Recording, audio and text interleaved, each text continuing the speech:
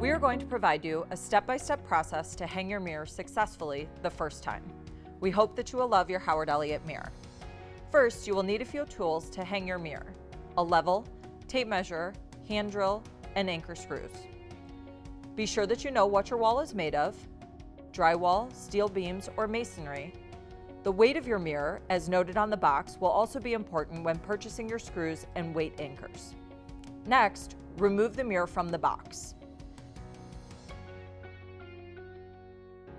On the back of your mirror are two D-rings.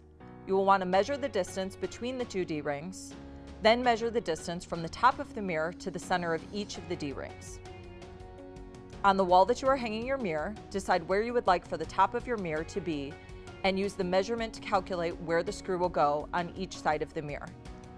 Use the level to be sure that your screws will be aligned on either side. Next, use your hand drill to attach the anchor screws to the wall.